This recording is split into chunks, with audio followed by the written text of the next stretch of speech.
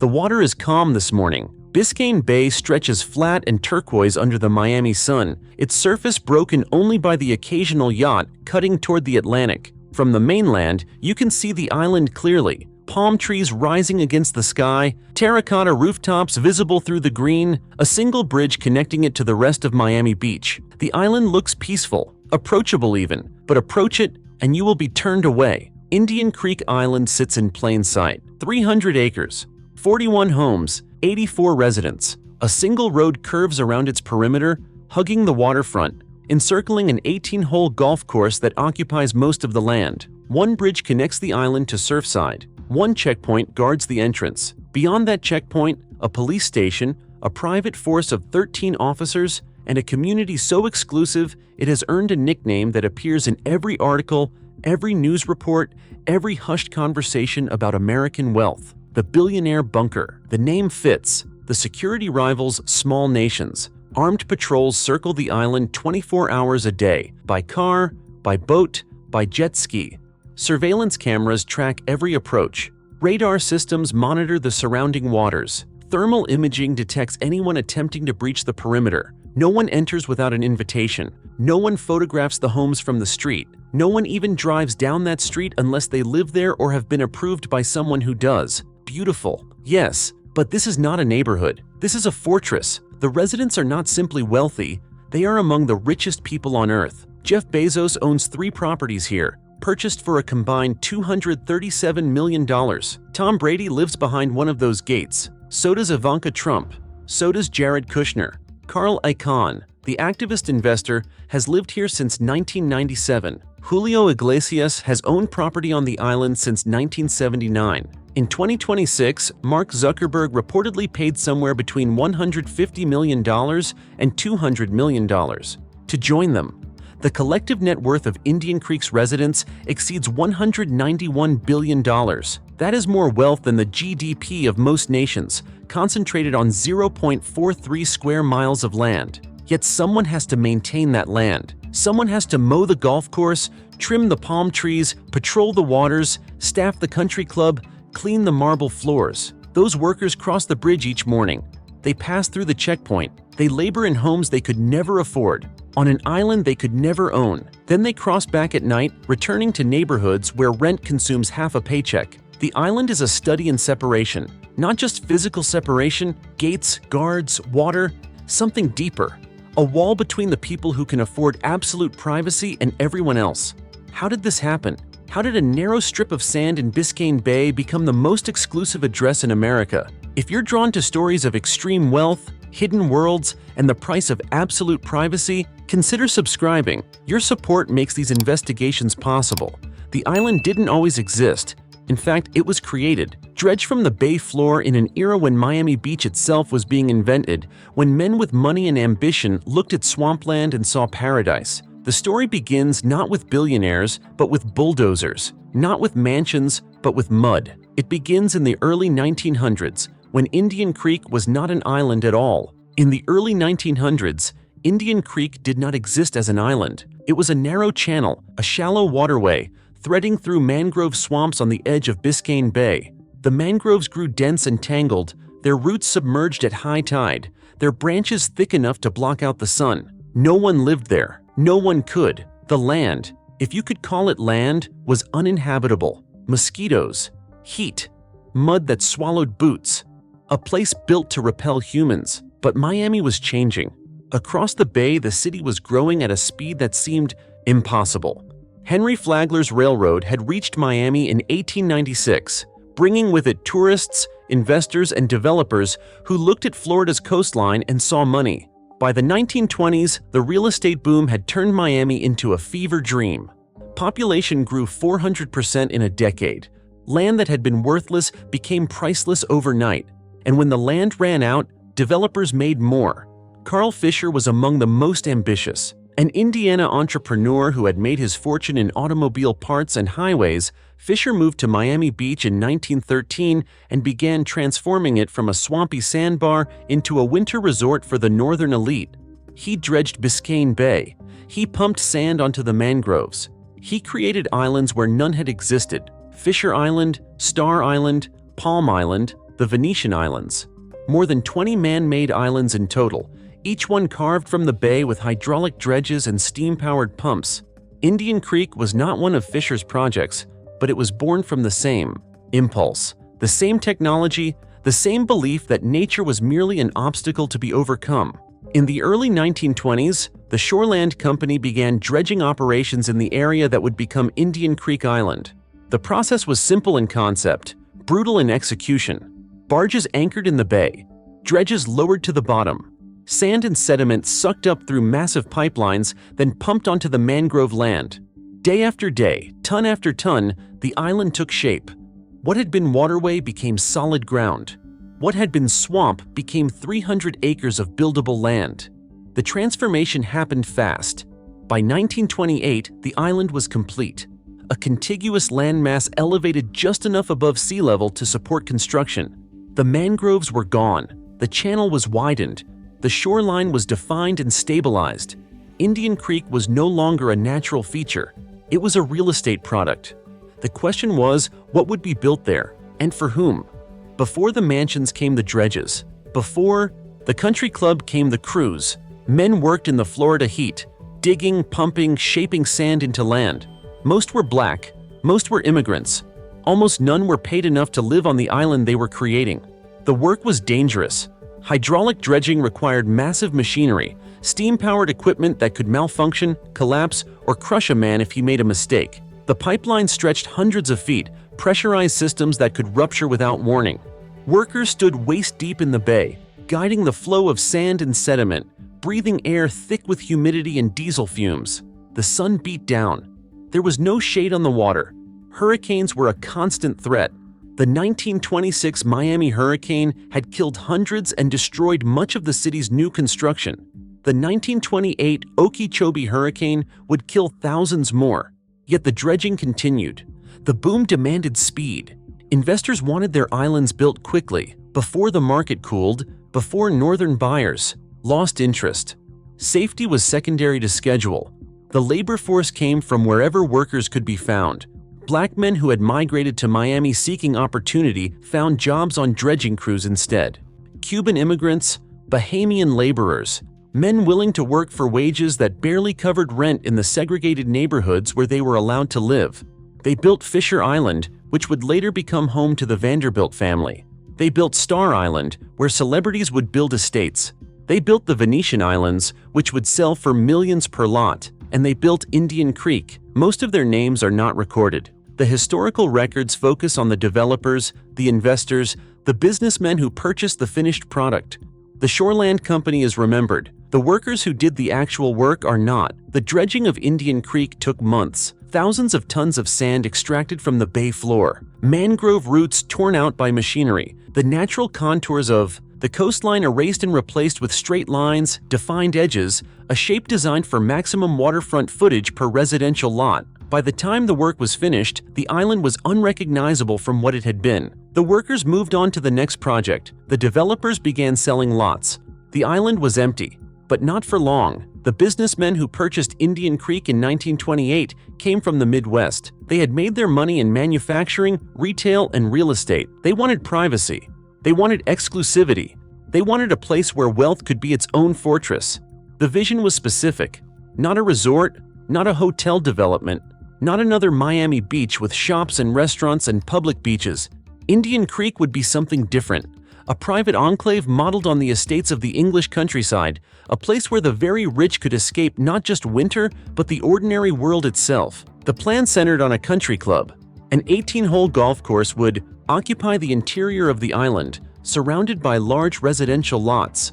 Each lot would be substantial, more than an acre in most cases, giving homeowners direct waterfront access and ensuring that neighbors remained distant. The architectural style would be Italian Mediterranean, matching the aesthetic that had become popular in Miami Beach and Palm Beach. Red tile roofs, stucco walls, arched doorways, the look of old European wealth transplanted to the Florida coast. The golf course was designed first. In 1929, William S. Flynn, one of the most respected course architects of the era, laid out 18 holes across the island's interior. Flynn had designed courses for exclusive clubs across the Northeast.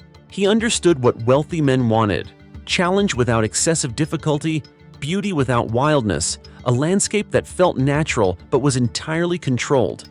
The Indian Creek course would become one of his finest works, a layout that critics would later compare favorably to Augusta National.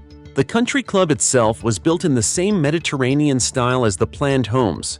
The clubhouse featured multiple terraces and loggias overlooking the golf course and the bay.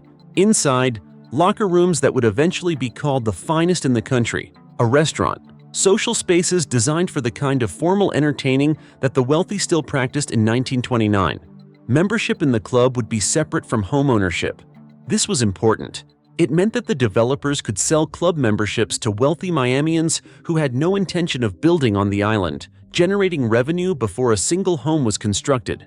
It also meant that home ownership on Indian Creek would not automatically grant access to the club's facilities. Control could be maintained at multiple levels. The lots were platted around the perimeter of the island, 41 residential sites, each with water frontage. Indian Creek Island Road would curve around the edge, creating a single, private street connecting all the homes to the bridge and the club.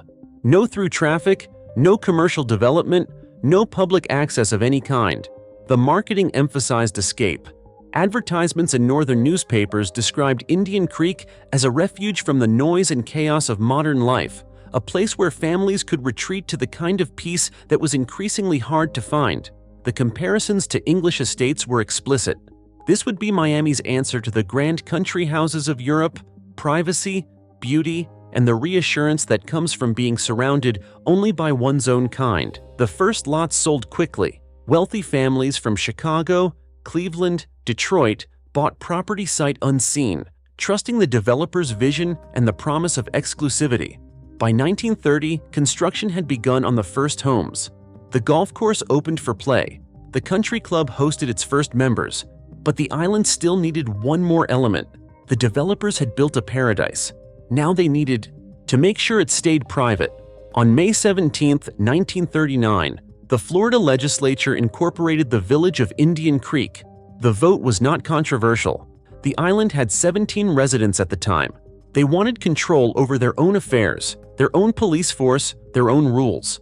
The state granted their request. Incorporation meant power. Indian Creek would have its own elected government, a mayor, a village council, and its own municipal services.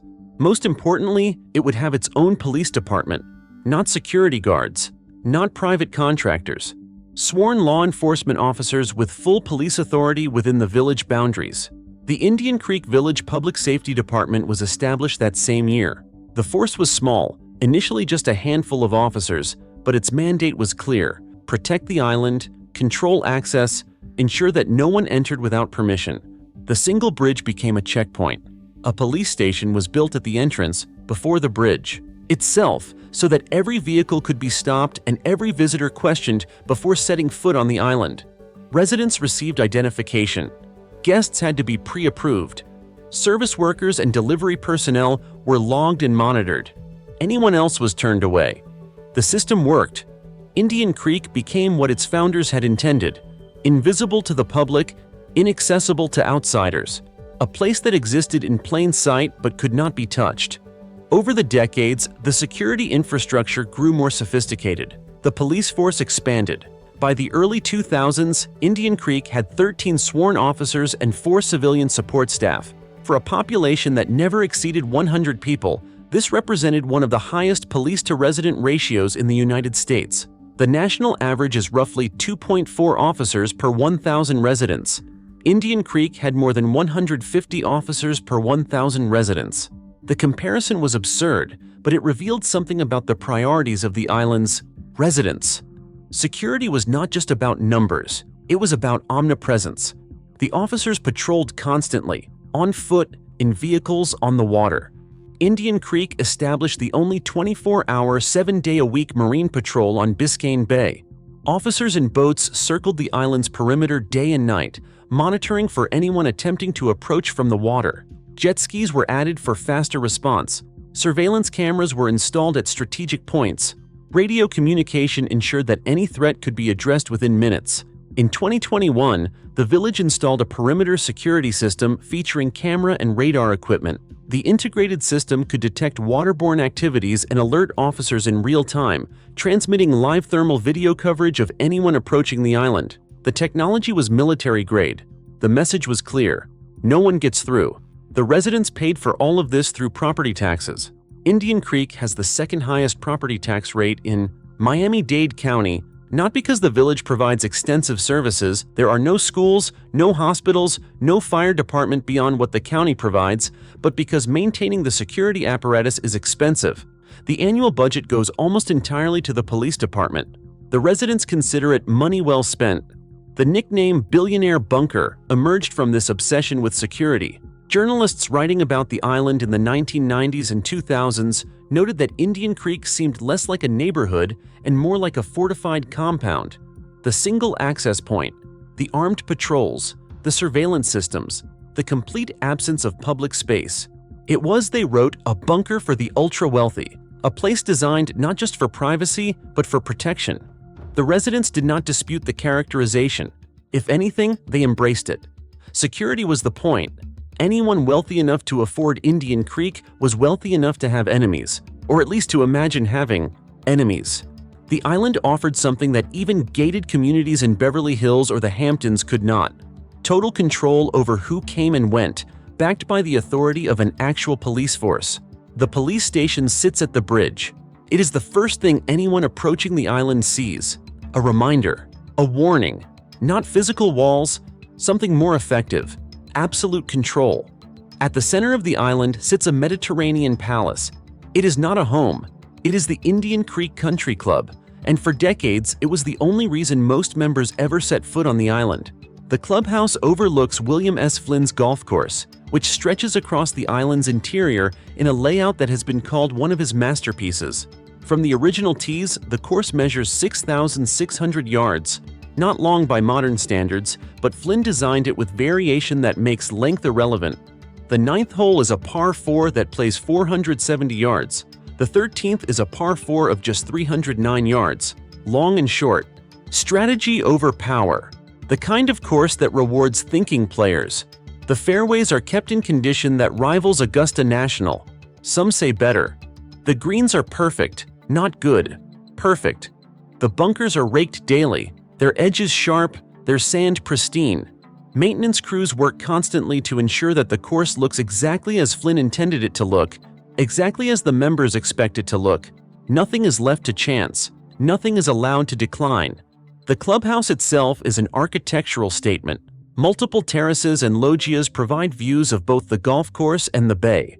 The locker rooms are legendary, often cited as the finest in the country, with amenities that go far beyond what even elite clubs typically offer. There is a swimming pool, tennis courts, a fitness center, a spa with massage rooms and steam facilities, a marina for members who arrive by boat, a restaurant that hosts the island's most exclusive social events. Membership is by invitation only. Owning a home on Indian Creek does not guarantee club membership. The two are separate. This was intentional from the beginning, a way to maintain control at multiple levels, to ensure that even among the wealthy, distinctions could be drawn. The initiation fee is reported to be $150,000 or more. The annual dues are substantial, but money alone does not secure membership. Candidates must be proposed by existing members. They must be vetted. They must fit. The process is opaque by design. Those who are rejected are rarely told why. For members, the club offers something increasingly rare, a space where everyone shares not just wealth, but a certain understanding of what wealth means and how it should be displayed, or rather, not displayed. Indian Creek has always been about understatement, about the kind of elegance that does not announce itself. The club reflects this.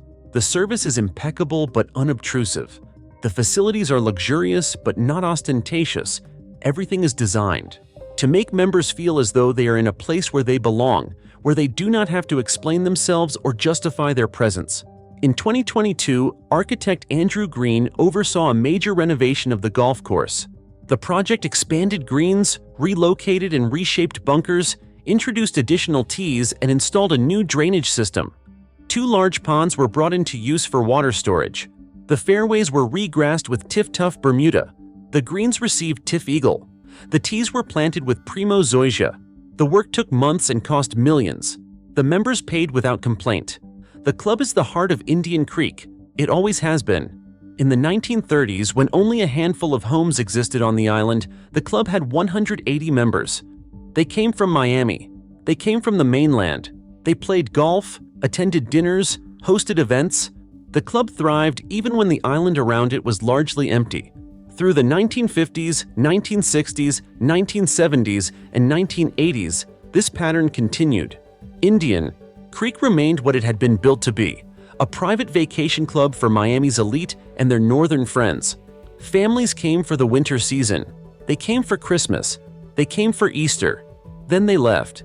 The home sat empty for months at a time. The club remained active, but the island itself felt transient, a place people visited, not where they lived. By the 1990s, something changed.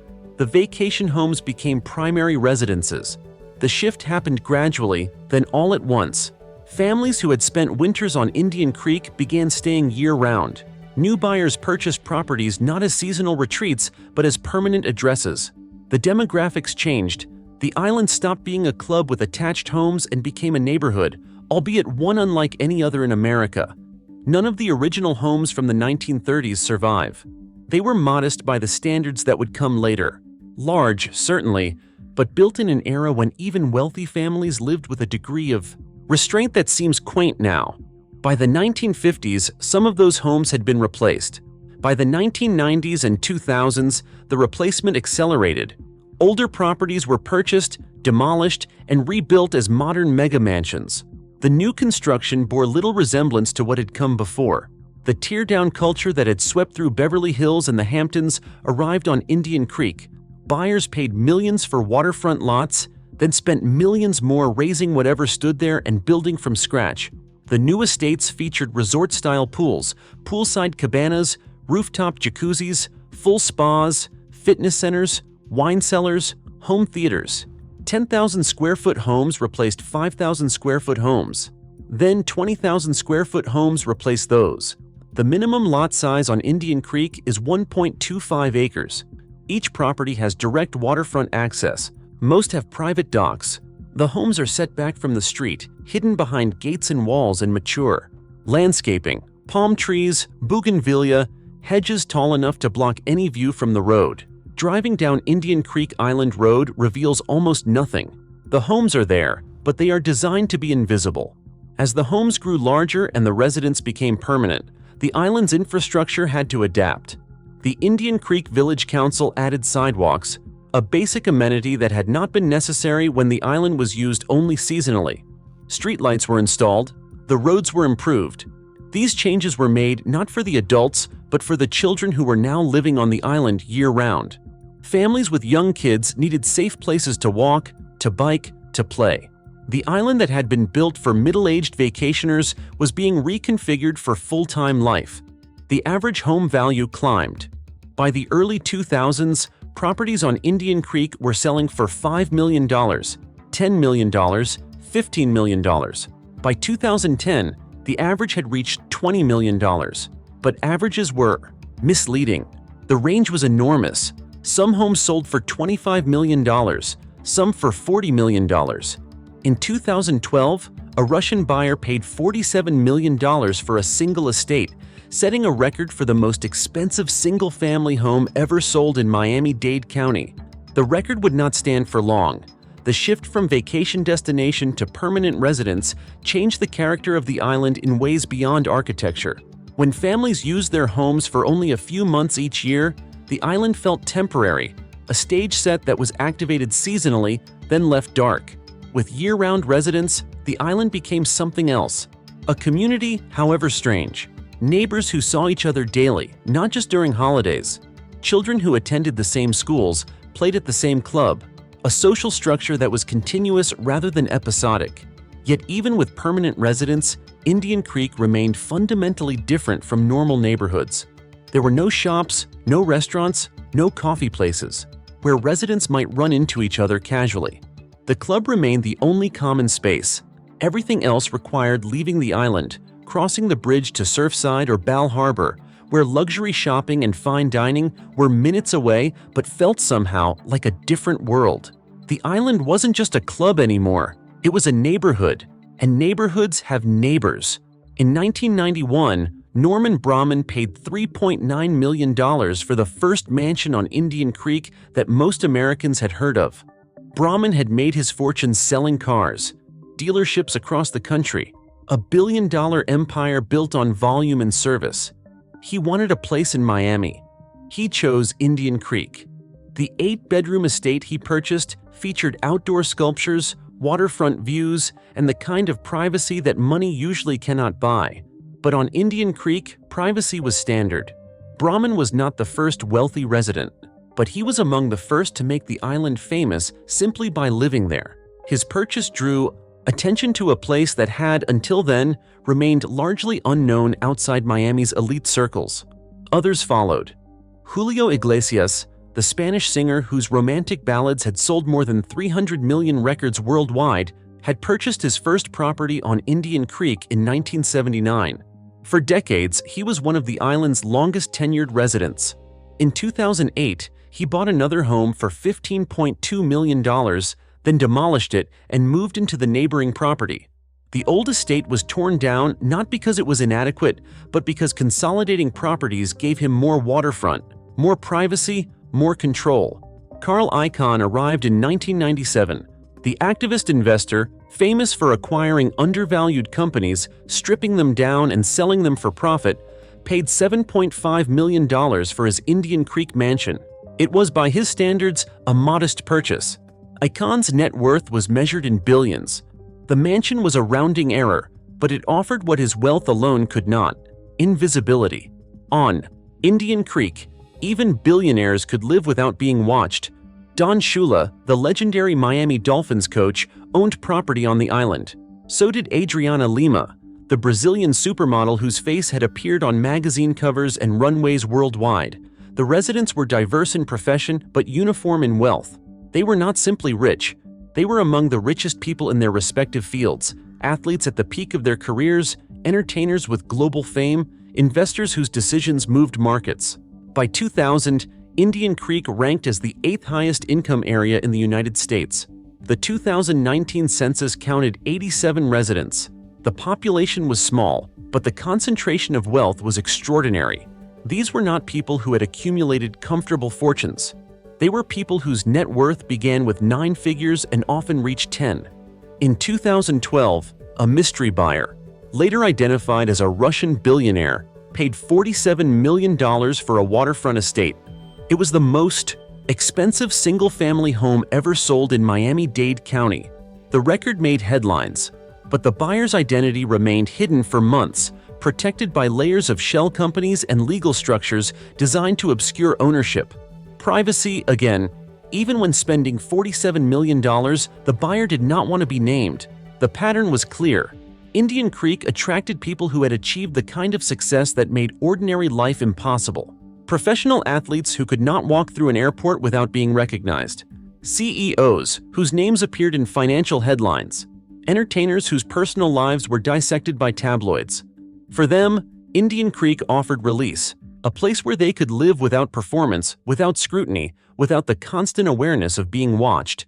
The price of entry kept rising: $3.9 million in 1991, $7.5 million in 1997, $15.2 million in 2008, $47 million in 2012. Each sale established a new benchmark. Each benchmark attracted wealthier buyers. The cycle fed on itself. As prices climbed, the island became more exclusive. As it became more exclusive, prices climbed higher. By 2010, Indian Creek had become what its founders had imagined: America's most exclusive address. The price of entry kept rising.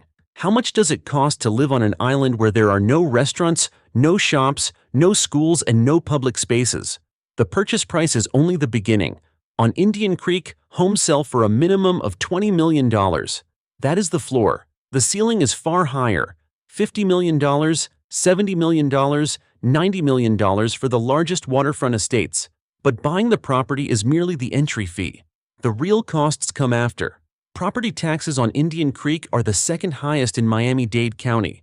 This is not because the county assesses Indian Creek properties differently. It is because the village itself levies substantial taxes to fund its security apparatus. The 13-officer police force, the 24-hour Marine Patrol, the surveillance systems, the perimeter monitoring equipment, all of this requires money.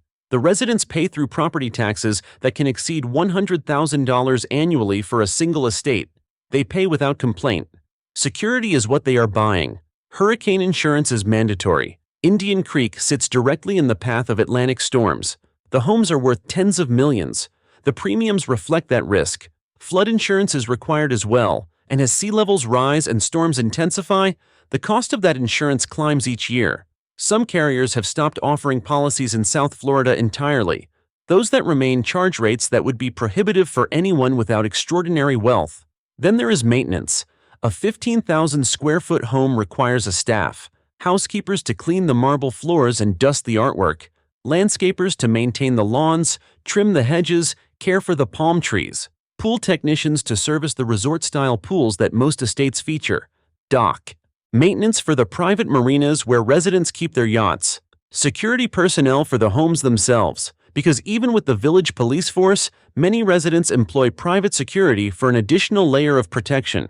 The estimates vary, but maintaining a large estate on Indian Creek likely costs hundreds of thousands of dollars per year. For some residents, that amount is trivial. For others, it represents a significant ongoing expense. Either way, it is the price of living in a place where everything is perfect, where nothing is allowed to decline, where the standard is not merely high but absolute. Country club membership is separate from home ownership. The initiation fee is $150,000 or more. Annual dues add tens of thousands more. Not every resident chooses to join the club, but most do. The club is the island's social center, the place where residents see each other, where networks are formed and maintained. Not joining means isolating oneself even within an already isolated community. Most homes on Indian Creek never appear on the public market. Sales happen off-market, arranged quietly between brokers who specialize in ultra-high net worth clients. The discretion is intentional. Listing a property publicly means revealing its interior, its features, its value. On Indian Creek, that kind of exposure is avoided. Buyers and sellers are connected through private channels. Negotiations happen behind closed doors. Transactions are structured to obscure the identities of both parties whenever possible. When properties do sell, the prices are often not disclosed until deed records are filed months later. Even then, the buyer's name frequently appears as a trust or LLC, legal structures designed to maintain anonymity. Privacy extends not just to daily life, but to the financial transactions that make that life possible. The intangible costs are harder to measure. Living on Indian Creek means total separation from normal life. There is no walking to a coffee shop, no spontaneous trips to a bookstore, no community events beyond what the club offers. Every errand requires crossing the bridge, leaving the island, re-entering the world where people are not pre-approved and money does not guarantee control. For some residents, that separation is precisely what they want. For others, it is the price they pay for security. For decades, prices climbed steadily. $20 million became $30 million. $40 million became $60 million. The increases were predictable, almost orderly. Then, in 2023, everything changed. Jeff Bezos is the second richest person in the world. His net worth exceeds $150 billion. In 2023, he decided to leave Seattle for Miami, and he chose Indian Creek. In June of that year, Bezos paid $68 million for a waterfront mansion at 11 Indian Creek Island Road.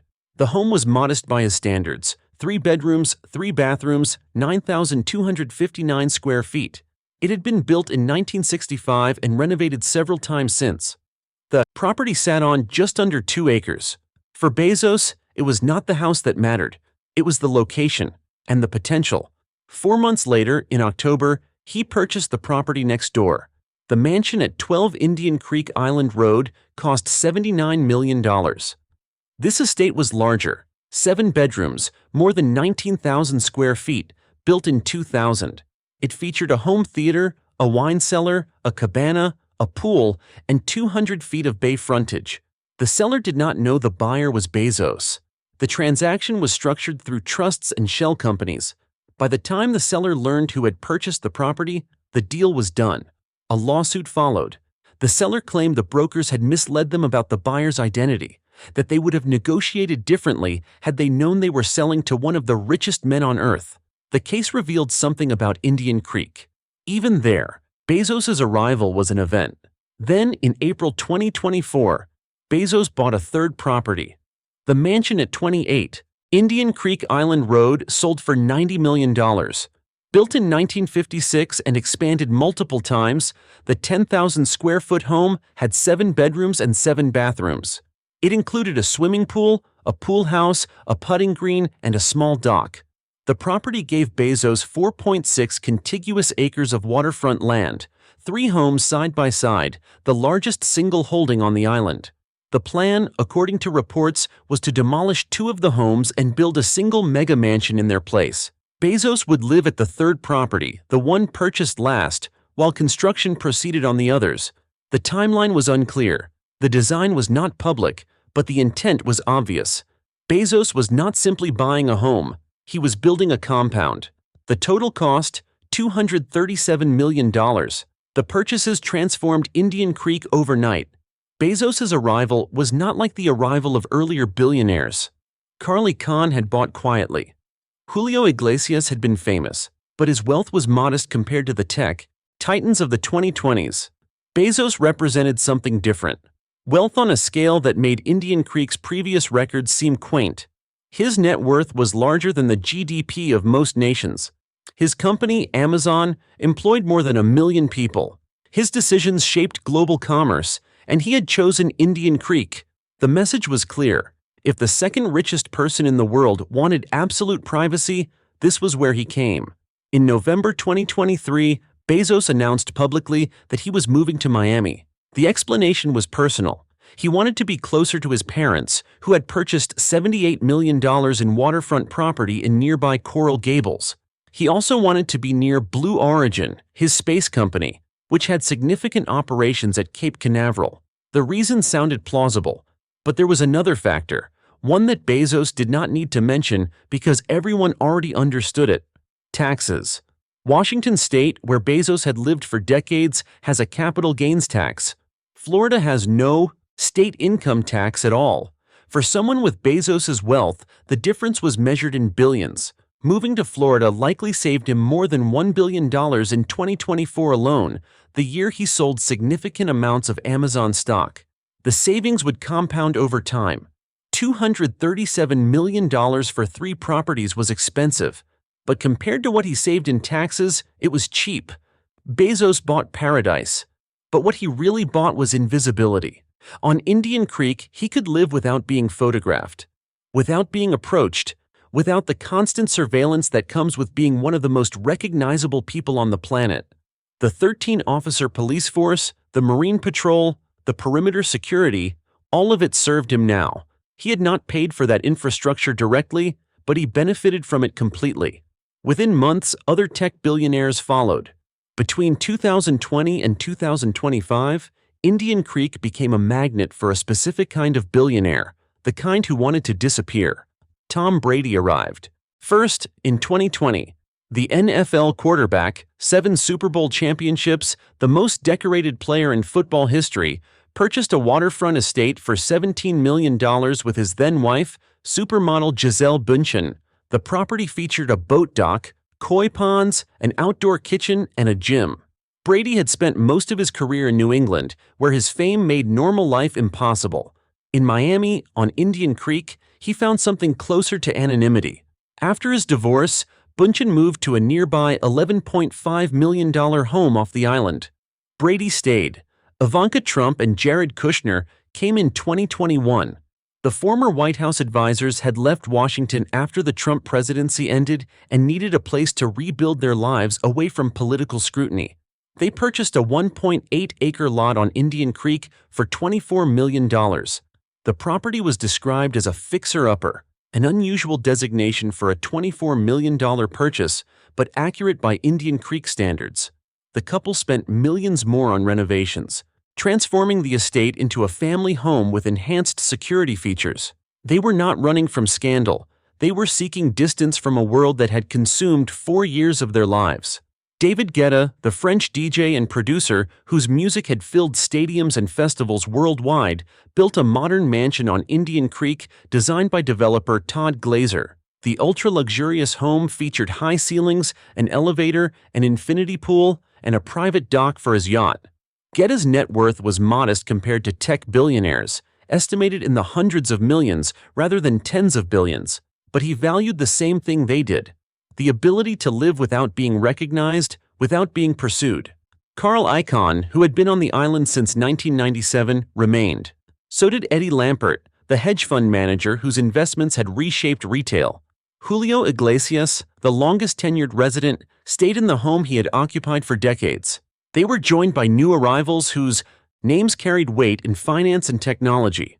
Eric Schmidt, former CEO of Google and president of Alphabet, purchased property on the island. Ken Griffin, the hedge fund billionaire who ran Citadel, acquired multiple estates. Josh Harris, the financier behind Apollo Global Management, bought in. Colombian banker Jamie Galinsky consolidated 5 properties on Indian Creek, investing nearly $80 million total to create a compound for his family. Then, in early 2026, came the most significant purchase since Bezos. Mark Zuckerberg, founder and CEO of Meta, went under contract to buy a newly completed waterfront mansion from Peter Cancro, the founder of Jersey Mike's Subs. The price was not publicly disclosed, but estimates placed it between $150 million and $200 million. Cancro had purchased the 1.8-acre property for $37 million in 2021 and built a custom estate specifically designed for the luxury market. Zuckerberg's acquisition, if completed, would likely set a new record for the most expensive single-family home ever sold in Miami-Dade County. The pattern was clear. Tech billionaires, financiers, and high-profile figures were migrating to Indian Creek at an accelerating pace. The reasons varied. Some wanted privacy, some wanted tax savings, some wanted both. But the destination was the same. Florida's tax structure was part of the appeal. The state has no personal income tax, no capital gains tax, no estate tax. For billionaires whose wealth was tied to stock holdings, the savings were enormous. Moving from California or New York or Washington meant keeping billions that would otherwise go to state governments. The math was simple. The decision was obvious. But taxes alone did not explain Indian Creek's appeal. Fisher Island, just a few miles south, offered similar tax advantages. So did Star Island. So did exclusive neighborhoods in Palm Beach and Naples. What Indian Creek offered that those places did not was total control. The village had its own police, force, its own government, its own rules. Residents were not subject to the whims of a larger city or county. They governed themselves.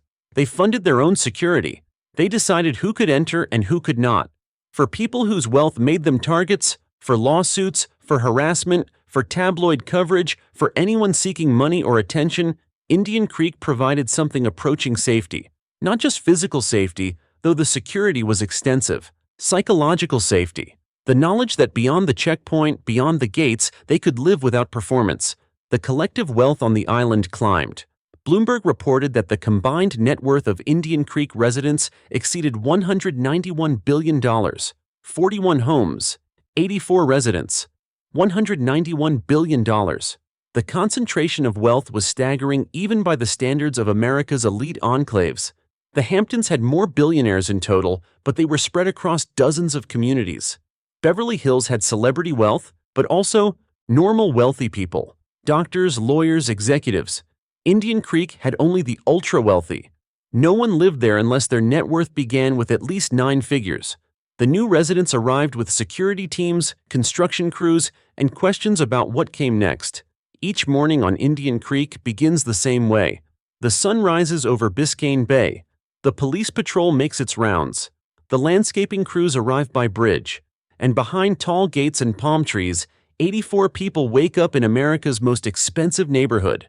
There is no Starbucks, no grocery store, no dry cleaner, no pharmacy.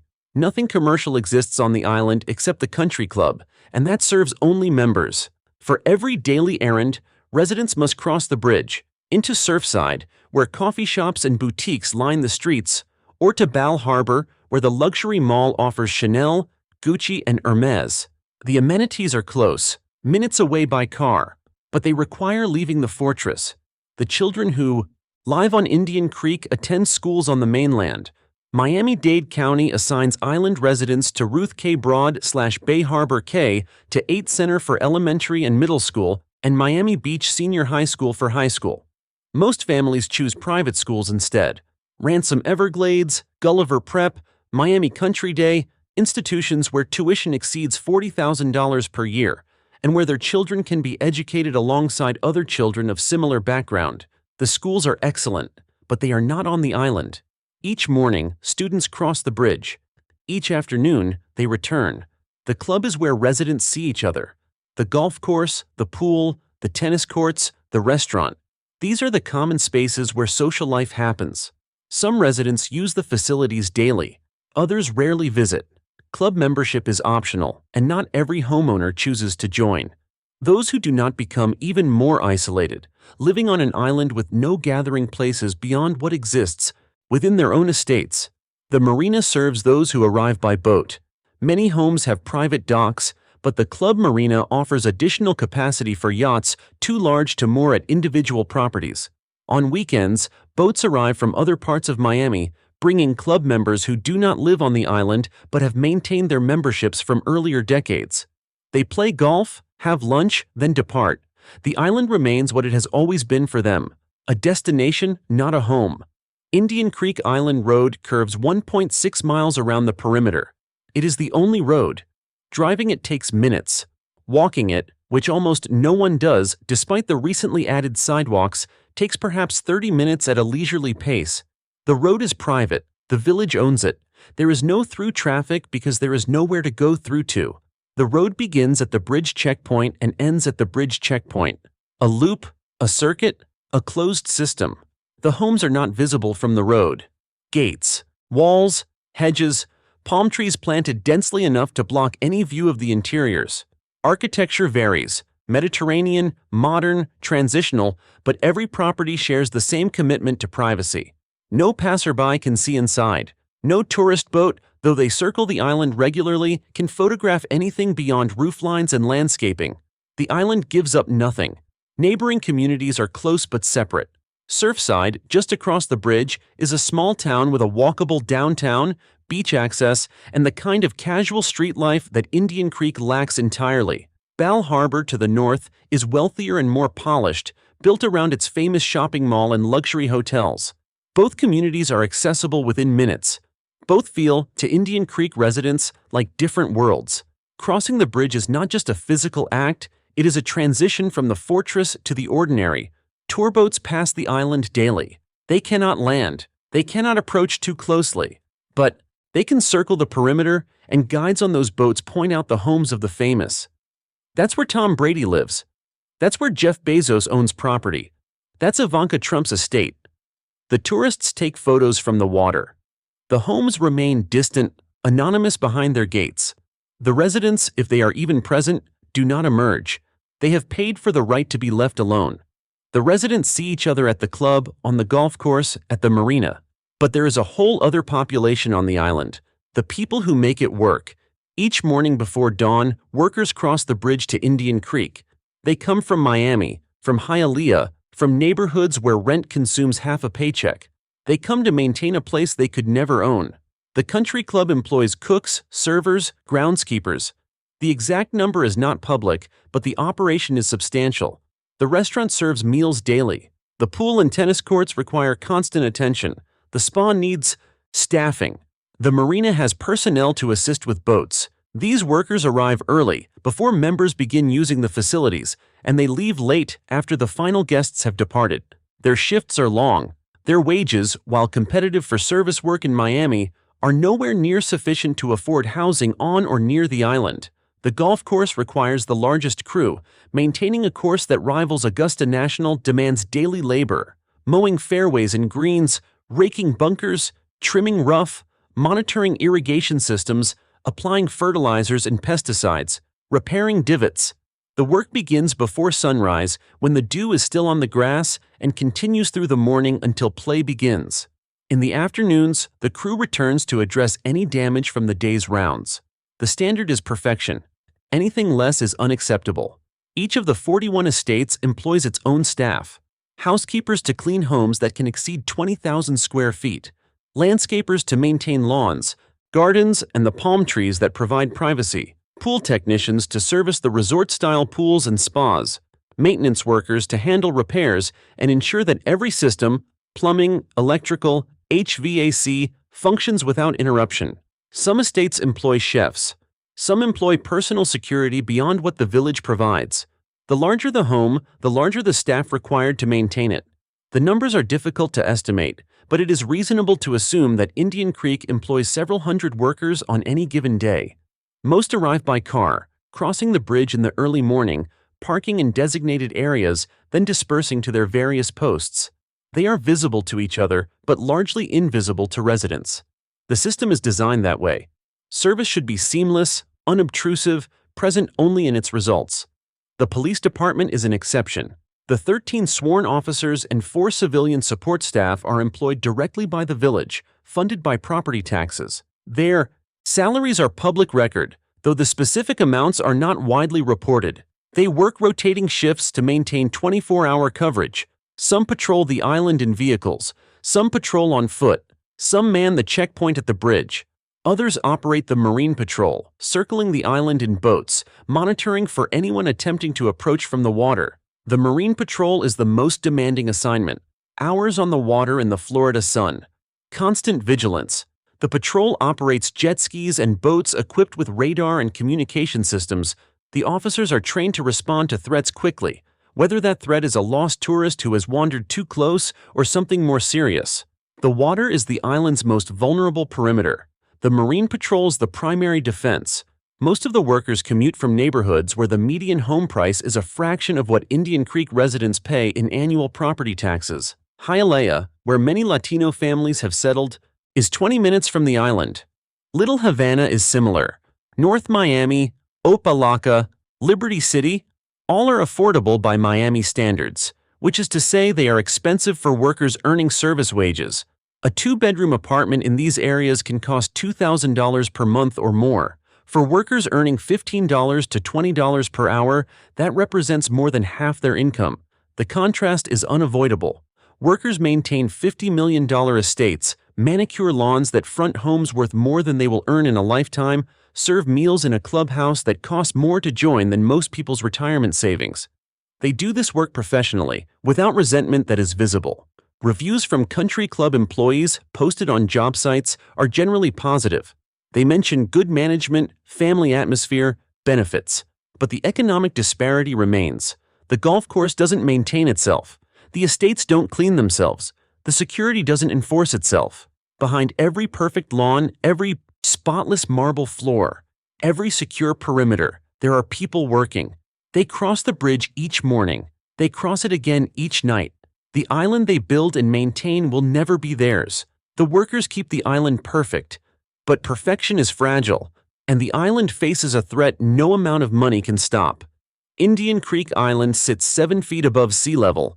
That is not much. In a century where seas are rising and hurricanes are intensifying, 7 feet is nothing. The island was built on dredged sand. Land reclaimed from the bay through hydraulic pumping, compacted over decades but still fundamentally artificial. Man-made islands experience subsidence, a gradual sinking as the sediment settles and compresses under its own weight. The process is slow, measured in millimeters per year, but it is constant. What was 7 feet above sea level in 1928 may be slightly less now. What is 7 feet now will be less in 2050. Sea level rise is no longer theoretical. The National Oceanic and Atmospheric Administration projects that Miami-Dade County will see 6 to 12 inches of rise by 2040. By 2060, the projection increases to 1 to 2 feet. By 2100, the range widens to 2 to 7 feet, depending on global emissions and the rate of ice melt in Greenland and Antarctica. The lower estimates assume significant reductions in carbon emissions. The higher estimates assume we continue as we are. Indian Creek sits directly in the path of Atlantic hurricanes. The 1926 Miami hurricane killed hundreds and destroyed much of the city. The 1992 Hurricane Andrew caused $27 billion in damage. More recent storms, Irma in 2017, Ian in 2022, have demonstrated that Florida's infrastructure remains vulnerable despite decades of preparation. Storm surge, not wind, is the greatest threat to low-lying coastal areas. A Category 4 or 5 hurricane making landfall near Miami could push a surge of 15 to 20 feet onto barrier islands like Indian Creek. 7 feet of elevation would disappear. Beneath the water, flooding is already a problem during high tides and heavy rain. Miami Beach, just across the bay, experiences regular tidal flooding. Streets become impassable, water seeps into ground floor businesses, residents wade through ankle-deep water to reach their cars. Indian Creek is higher than much of Miami Beach, but not by much. As sea levels rise, the margin shrinks. King tides that currently cause minor nuisance flooding will become major disruptions. Eventually, they will become permanent. Insurance companies understand the risk better than anyone. Flood insurance on Indian Creek is mandatory for homeowners with mortgages, though many residents own their properties outright and could theoretically forgo coverage. Most do not. The premiums are substantial, tens of thousands of dollars per year for large waterfront estates. Some national carriers have stopped offering policies in South Florida entirely, judging the risk too high. The remaining carriers charge rates that reflect the probability of catastrophic loss. Hurricane insurance operates similarly. Premiums have climbed as storms have intensified. Some insurers have left the Florida market. Others have raised deductibles to levels that make coverage almost symbolic. Homeowners may be required to pay the first $100,000 or $200,000 of any claim themselves. For a billionaire, this is manageable. But it signals something. The institutions that typically assume risk are backing away. The wealthy are not passive in the face of these threats. New construction on Indian Creek features elevated first floors designed to keep living spaces above projected flood levels. Homes built in the 1950s and 1960s sit closer to ground level. Some have been raised and rebuilt with modern flood protections. Others have been retrofitted with barriers, pumps, and drainage systems designed to redirect water away from foundations. The engineering is sophisticated. The cost is immense, but engineering has limits. You cannot engineer away the ocean. You cannot build walls high enough to hold back a 20-foot storm surge without fundamentally changing what the island is. Indian Creek's appeal lies partly in its openness to the water, its unobstructed views of the bay, the sense that residents live on the edge of nature while being protected from it. Massive seawalls would destroy that aesthetic. They would also be prohibitively expensive and potentially ineffective. Miami Beach has spent hundreds of millions on pump systems and raised roads, and the flooding continues. Climate scientists have noted an irony. Many of the billionaires moving to Indian Creek are leaving California, Washington, and New York, states with aggressive climate policies and high taxes, for Florida, a state that faces some of the most severe climate risks in the nation. Florida's tax advantages are immediate and calculable. Climate threats are future and probabilistic. The calculation makes sense only if the future is discounted heavily. The island is a fortress, but you cannot build walls against the ocean. 7 feet of elevation, 1 or 2 feet of sea level rise. The math is simple. The timeline is uncertain. 50 years, 100 years. Longer if emissions fall dramatically. Shorter if they do not. The residents can control access. They cannot control the tides. But for now, the island endures, and the billionaires keep coming. What happens when the richest people in America decide to live together, apart from everyone else? Indian Creek is not the first wealthy enclave in American history. The Hamptons have attracted the rich for more than a century. Beverly Hills was built for movie stars and moguls. Palm Beach has been a winter playground for dynasties since the Gilded Age. But those places, exclusive as they are, remain connected to the cities around them. They have shops, they have restaurants, they have some degree of public access, some intersection with ordinary life. Indian Creek has none of that. It is a closed system, an independent municipality with its own police force, its own elected government, its own rules. The residents control every aspect of their environment in ways that even the wealthiest people in other communities cannot. They decide who enters. They decide what gets built. They decide how security is funded and deployed. They govern themselves without interference from a larger city or county. This level of control is unusual in American governance. Most gated communities rely on homeowners associations and private security, but they exist within larger municipalities. They are subject to city ordinances, county regulations, state laws. Indian Creek, by incorporating as a village, removed itself from much of that oversight. It created its own microstate, accountable only to its residents. The model is replicable.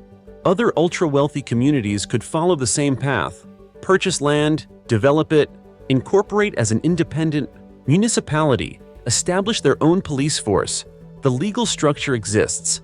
The precedent has been set. Whether others will do so depends on whether they believe the cost is worth the control. Fisher Island, just a few miles south, operates similarly. It is not an incorporated village, but it functions as one. Private ferry access, no bridge, security at every entry point, a population of fewer than 600 people with a median household income exceeding $2 million. Until 2024, Fisher Island had the most expensive zip code in America. Then Indian Creek surpassed it. The two islands compete not just in property values, but in exclusivity. The tax implications are significant. Florida has no state income tax, no capital gains tax, no estate tax. For billionaires whose wealth is concentrated in stock holdings, moving to Florida can save hundreds of millions or even billions of dollars over a lifetime. The decision to relocate is not just about privacy or security, it is a financial calculation. Indian Creek happens to offer both tax savings and total control, a combination that is difficult to find elsewhere. The political influence concentrated on Indian Creek is substantial. Jeff Bezos owns The Washington Post. Mark Zuckerberg runs Meta, which controls Facebook, Instagram, and WhatsApp, platforms used by billions of people worldwide. Icahn is an activist investor whose decisions move markets. Ken Griffin runs Citadel, one of the largest hedge funds in the world. Ivanka Trump and Jared Kushner were senior White House advisors. Tom Brady, though not a political figure, has cultural influence that few can match. These are not simply wealthy people. They are people whose decisions affect millions of others. Bezos shapes global commerce through Amazon. Zuckerberg shapes information flow through Meta. Icahn and Griffin shape financial markets through their investments. The collective market capitalization of the companies they control or influence reaches into the trillions. The number of people they employ, directly or indirectly, is difficult to even estimate. That this level of power and influence is concentrated in 41 homes on a 300-acre island raises questions. Not moral questions. Moralizing is beside the point. Practical questions. What does it mean for democratic society when the ultra-wealthy can opt out entirely? When they can create private governments, fund private police forces, and live in spaces that the public cannot access or even see? The trend toward separation is not unique to Indian Creek. Across the country, the wealthy are building walls, literal and figurative, between themselves and everyone else. Gated communities proliferate. Private schools replace public schools. Private security replaces reliance on public police. Private healthcare, private transportation, private everything. Indian Creek is simply the most extreme example. It is separation perfected. Whether this is sustainable is unclear. Societies can tolerate inequality as long as there is some shared experience, some common space where the wealthy and the poor encounter each other. But when the wealthy remove themselves completely, when they no longer use the same roads or see the same people or participate in the same civic life, the social contract frays. Indian Creek represents that fraying in physical form. The island will change. Seas will rise. Owners will sell. New billionaires will arrive. But the fortress will remain, unless nature decides otherwise. The island that didn't exist is now the most exclusive address in America. A century ago, men dredged sand from Biscayne Bay and created land where there had been only water. They built a country club and platted residential lots. They sold a vision of escape, from winter, from crowds, from the ordinary world. The vision succeeded beyond what its creators could have imagined. What began as a vacation club for Midwestern businessmen became a fortress for billionaires. What was designed for seasonal use became permanent residence. What cost $3.9 million in 1991 now costs $90 million or more. The transformation reveals something about wealth in America. Not just that it has grown, though it has enormously, but that it seeks distance. The ultra-wealthy do not simply want nice homes or beautiful views. They want separation, complete separation, from scrutiny, from intrusion, from the random encounter with anyone who has not been pre-approved. Indian Creek provides that separation more completely than almost anywhere else. The single bridge, the police checkpoint, the 13-officer force, the Marine Patrol circling constantly, the surveillance systems monitoring every approach. The residents have purchased not just privacy, but control. Control over who enters, who leaves, who even sees them from a distance. Yet the control is imperfect. The island sits 7 feet above sea level. Climate change threatens to erase that margin within decades. Hurricanes, growing stronger and more frequent, could devastate the homes in a single storm. The dredged sand that forms the island's foundation continues to settle, millimeter by millimeter, year by year. What was built can be destroyed. What was created can be reclaimed. The workers who maintain the island cross the bridge each morning and cross back each night. They mow the golf course that rivals Augusta National. They clean the marble floors in mansions worth $50 million. They patrol the waters in boats, protecting residents whose net worth exceeds the GDP of small nations. Then they return to neighborhoods where $2,000 per month buys a 2-bedroom apartment, where their labor creates perfection they will never experience. The juxtaposition is unavoidable. $191 billion in collective net worth, 84 residents, 41 homes, hundreds of workers, one island that almost no one can access. The fortress is perfect, maintained to a standard that allows no decline, no imperfection, no intrusion from the world beyond the checkpoint. But perfection is temporary. Fortunes change hands. Owners sell. New billionaires arrive with their own visions, their own demands. The island adapts. Homes are demolished and rebuilt. Security systems are upgraded. The police force remains funded. The club continues. The pattern persists even as the residents change. What Indian Creek represents is both specific and universal. It is a particular place with a particular history, dredged from a bay, incorporated as a village, secured by police and geography. But it is also a symbol of what extreme wealth seeks and what it can purchase in 21st century America. Not just luxury, not just comfort, but separation so complete that ordinary life becomes invisible. Distance so great that the workers who create the perfection vanish from view once their work is done. The island stands as a question without an easy answer. Is this the natural result of success in a capitalist society? The inevitable accumulation of wealth seeking its own space? Or is it a form of secession, a withdrawal from the social contract that makes society possible? The question matters because Indian Creek is not alone. Other enclaves exist. More are being planned. The model replicates. The workers cross the bridge. The police patrol the perimeter. The billionaires sleep behind their gates. The tide rises. For now, the island stands. What do you think about Indian Creek? Is it a natural result of wealth-seeking privacy, or does it represent something troubling about how far the ultra-rich can separate from the rest of society? I'd love to hear your take in the comments.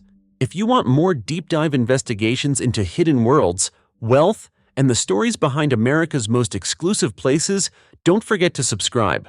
Thanks for watching. See you in the next one.